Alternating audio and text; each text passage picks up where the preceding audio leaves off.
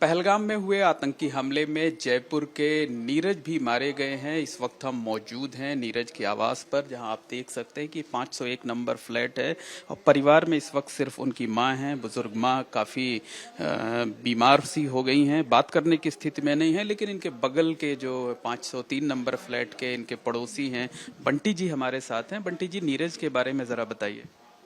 नीरज जी के बारे में क्या बताऊं आपको भैया, बहुत बढ़िया लड़का था, अपनी फैमिली के साथ मस्त था। 2 साल पहले ही उसकी शादी हुई थी, बढ़िया अपनी फैमिली के साथ एंजॉय कर रहा था।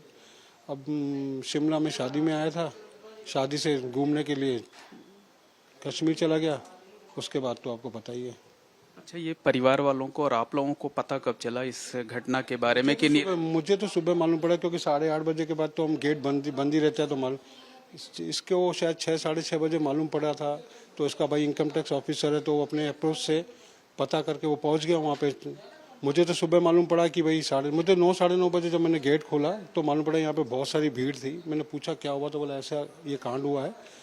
उसके बाद मैं यहीं बैठा हूँ, इनके साथ ही बैठा हूँ। बहुत अच्छा परिवार था, बहुत अच्छा लड़का था। अब आएगा तो मालूम पड़ेगा, देखेंगे तो उस टाइम सिचुएशन क्या होती है मालूम नहीं पड़ता। ये जो पूरे अपार्टमेंट के लोग हैं, सारे के सारे लोग इस घटना से बेहद दुखी हैं। बहुत दुखी है सर। आप सुबह देखते 9:30 बजे देखते, जब सबको मालूम पड़ा तो पूरी बिल्डिंग ही इकट्ठी हो गई थी भैया। तो जिसकी औलाद जाएगी या बिल्डिंग का जो दुलारा जाएगा तो सर उसको तो दुख तो हो गई। और कांड तो बहुत गंदा ही हुआ ना, जो भी हुआ बहुत गलत हुआ ना उसे। तो पूरी बिल्डिंग का दुलारा था नीरज। हाँ, पूरी बिल्डिंग का दुलारा था भैया। क्या चाहते हैं आप लोग कि इस मामले में किस तरीके से कड़ी कार्रवाई होनी चाहिए, क्या मांग है सरकार?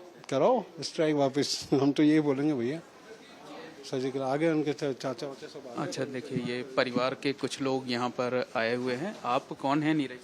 मैं मासी हूँ। मौसी हैं। कब आपको ये जानकारी मिली? सुबह मिली है। क्या चाहते हैं आप? अब क्या कर सकते हैं, चाहते तो पता नहीं कुछ है, कर क्या सकते हैं, कर तो कुछ नहीं सकते ना। अब तो नीरज चले गए, लेकिन चाहती थी होंगी ना कि सरकार कड़ी कार्रवाई करे। वो तो सरकार को सोचना पड़ेगा ना, क्या करना चाहिए। उम्मीद है मोदी जी पर कि वो करेंगे कुछ। करना चाहिए ना, ऐसे कितनों की बेचारे कितने जवान बच्चे चले गए, माँ बाप के सामने चले गए। दुख की बात है बहुत ही। आंखों देखी उनके, तो आंखों के सामने भी गए ना। वो बेचारी बच्चियां, छोटी छोटी बच्चियां उनके सामने, उनके पति जा रहे हैं, उनकी क्या हालत हुई होगी वहाँ पे। कैसे याद करेंगे नीरज को? हमारा तो बच्चा ही था ना, हम कैसे नहीं याद करेंगे। मेरा तो भांजा था ना। हमेशा के लिए एक दुख हो गया। दुख तो हुआ है ना, दुख तो कैसे अपन बोल भी नहीं सकते ना, दुख अंदर का कितना होता है। उनकी माताजी की तबीयत ये अंदर है ना, उनको भी संभाल के बैठे हैं बेचारे, काफी लोग बैठे हैं सुबह से। उसको भी हमने लेट ही बताया, 9-10 कल का दिन का हादसा हुआ है। अभी उसको सुबह 9-10 बजे बताया, 9 बजे बताया हमने। माताजी जवान बेटे की मौत की खबर सुनकर एकदम सदमे में है। वो तो बोल ही नहीं पा रही है ना, उसकी तो बस आंखों के सामने घूम रहे हैं अभी तो। आप कौन हैं सर? नीरज? मैं इनके हस्बैंड हूँ सर। कब पता चला आप लोगों को? हमको आज सुबह पता चला सर। इनके जैसे इनके इंफॉर्मेशन आई, वैसे ही इनके बच्चे ने हमारे को बताया। क्या चीज है नीरज की? व्यवहार कैसा था, क्या था वो? जो अच्छा व्यवहार था, बहुत अच्छा व्यवहार था, बहुत अच्छा व्यवहार था, बहुत बढ़िया व्यवहार था। अच्छा बच्चा था, दुबई में कमाता था, खाता था। और ऐसे ही वो दोस्त की शादी में गए थे शिमला। वो दोस्त की शादी के बाद फिर वो कश्मीर गए घूमने, तो वहाँ कल ऐसा हादसा हो गया। ये उनकी पत्नी ठीक है? उन्हें तो कुछ नहीं? उनको मतलब पत्नी को कुछ नहीं, वो ठीक है। क्या वो भी उस वक्त जहाँ फायरिंग हो रही थी पत्नी भी थी साथ में? नहीं, वो पत्नी तो साथ में थी, लेकिन उन आतंकवादियों ने क्या है, औरतों को और बुजुर्गों को अलग कर दिया। जो जवान लड़के थे उनको मतलब चुन के मारा उन्होंने, और नाम पूछ के मारा। आपका क्या नाम है, आपकी जाति क्या है, ऐसे उन्होंने मारा। ये जो बात कही जा रही है कि जो आतंकवादी थे जिन्होंने गोलियां चलाई, उन्होंने सबके नाम पूछे थे, उसके बाद गोली मारी, ये सही बात? जी, नाम पूछिए, जाति पूछिए, नाम पूछा है, उसके बाद मारा है उन्होंने। बात उनकी नीरज की पत्नी ने बताई होगी परिवार को। जी जी जी जी जी जी जी। क्या चाहते हैं आप लोग इस मामले में? हम चाहते हैं ये आतंकवाद खत्म हो। ये रोज रोज जो घर कोई के बच्चे मर रहे हैं, बड़े बुजुर्ग मर रहे हैं, ये बहुत गलत है।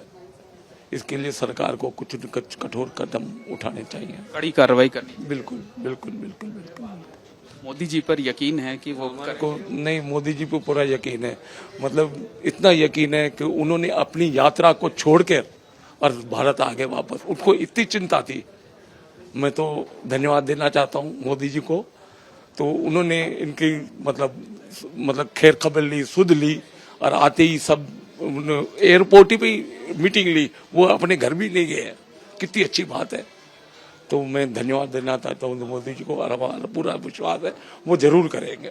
वो जरूर आतंकवाद को खत्म करेंगे। आप लोगों को जो दुख मिला है वो भूल तो सकता नहीं, लेकिन इस बात का भरोसा है कि प्रधानमंत्री, देश की सरकार, वो आपके दुख में शामिल है।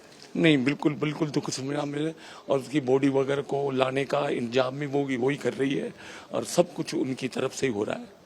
ये पूरी ध्यान। एक दो लाइन में कुछ कहना हो प्रधानमंत्री नरेंद्र मोदी से तो क्या कुछ कहेंगे?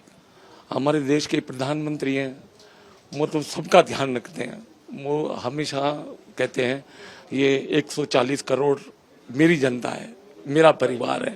तो ये देख लो कि मोदी जी का एक बच्चा और चला गया उस परिवार में से। ये बहुत दुख की बात है।